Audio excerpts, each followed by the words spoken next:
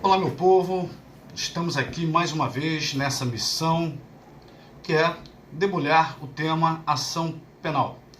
Falamos das condições da ação, falamos das condições genéricas da ação e, só para recapitular bem sinteticamente, falamos que legitimidade de causa é uma condição genérica da ação. Falamos que possibilidade jurídica do pedido é uma condição genérica da ação, embora haja divergências.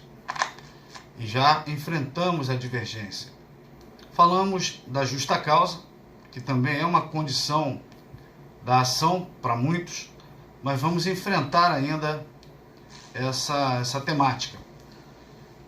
O ponto agora é sobre o interesse de agir, que é uma outra condição genérica da ação. O juiz, quando ele vai analisar aquela petição feita pelo promotor, chamada de denúncia, pedindo para o juiz dar início à ação penal, ou a petição feita pela vítima por intermédio de um advogado, capacidade postulatória quem tem é advogado, o defensor público. Então, aquela petição feita pela vítima por intermédio de seu bastante procurador, pedindo o início de uma ação penal privada, o juiz tem que analisar, dentre outras coisas, se há o interesse de agir. E quando que nós concluímos, ou que o juiz vai concluir, que há interesse de agir? A teoria geral do processo, o direito processual civil e o direito processual penal elencam como requisitos, como elementos que tem que estar juntos, que tem que estar naquela receita para que você tenha interesse de agir, elenca necessidade, adequação e utilidade. No processo civil, o juiz realmente vai ter que se debruçar sobre esse item, necessidade. Mas no processo penal, não. No processo penal já se presume que para resolver a chamada lide penal, a resolução do conflito que está estabelecido, tem que ter ação penal. Não tem como o Estado resolver o conflito, se não for por intermédio de uma ação penal. Então, para resolver lides penais, embora haja quem defenda que não pode falar tecnicamente em lide, mas isso é uma outra discussão mais aprofundada, mas para resolver o conflito na esfera penal, tem que ter o Estado. Diferente do processo civil, que as pessoas têm seus conflitos, Caio bate no carro de Tício, podem resolver lá no judiciário, entrar com uma ação, mas podem resolver extrajudicialmente. Mas no direito processual penal não há essa possibilidade. Há sempre a necessidade da ação penal. Então o juiz penal nem se preocupa em analisar esse aspecto. Tem um segundo elemento que tem que estar presente para que a gente fale em interesse de agir, que é a adequação. Ah, tudo bem, é necessário entrar com a ação penal, mas você entrou com a ação penal correta? Adequada? Essa é uma questão que tem maior relevância no processo civil. Mas no processo penal, no que tange às chamadas ações penais condenatórias, no Brasil só existe uma espécie de ação penal condenatória. Então, sempre que entrar com ação penal é adequada, só tem uma modalidade. Diferente do processo, diferente quando a gente falar em ações penais não condenatórias, libertárias. Por exemplo, eu tenho duas possibilidades. Tenho um habeas corpus, tenho uma revisão criminal, muitas vezes se impetra até um mandado de segurança. Então você tem que escolher qual a ação adequada. Por exemplo, a pessoa está respondendo um procedimento, uma ação por um crime do artigo 28 da Lei de Drogas, que é adquirir, trazer consigo, transportar, guardar droga para consumo pessoal. Aí o advogado, querendo trancar essa ação, impetra uma ação de impugnação, que é o habeas corpus.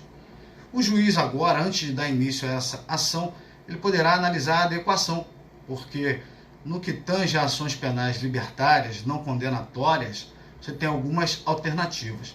Por exemplo, nesse caso não cabe habeas corpus, ok?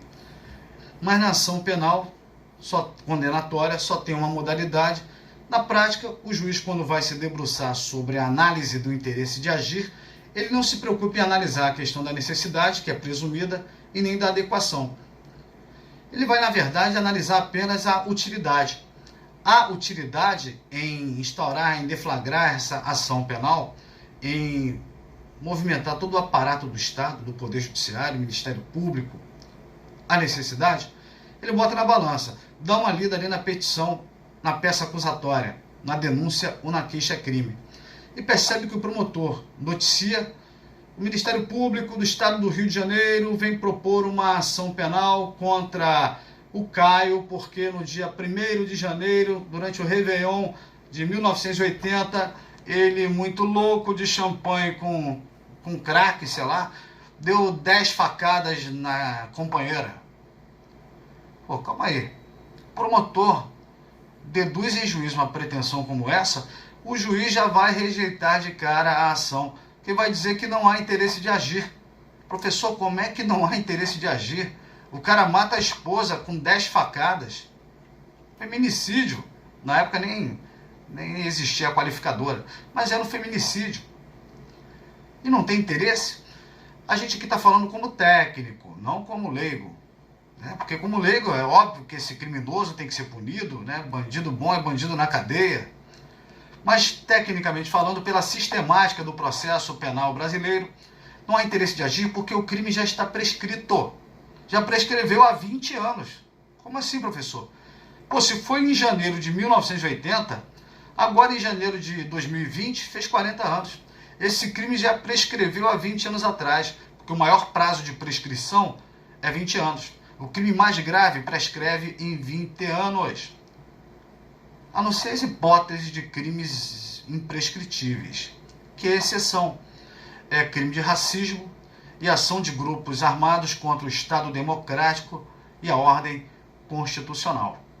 Artigo 5º da Constituição, inciso 42 e 44, que prevê as hipóteses excepcionais de imprescritibilidade. Então esse crime, por mais que seja hediondo, né, hoje, na época, nem era hediondo, porque não existia a lei do crime hediondo, mas ainda que fosse hoje, é crime hediondo também prescreve.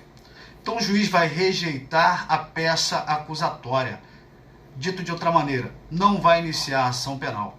E vai fundamentar sua decisão, com base no artigo 5º, com base no artigo 397, com base no artigo 395, inciso 2 do CPP, Código de Processo Penal.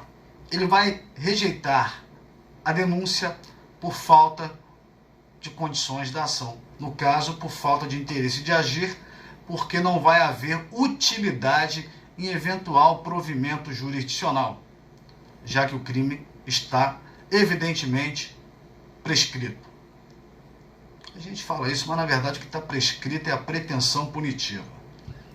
Mas na aula de aplicação da pena, extinção da punibilidade, a gente vai enfrentar de maneira mais técnica essa questão. Até o próximo vídeo, um abraço a todos. Vamos lá!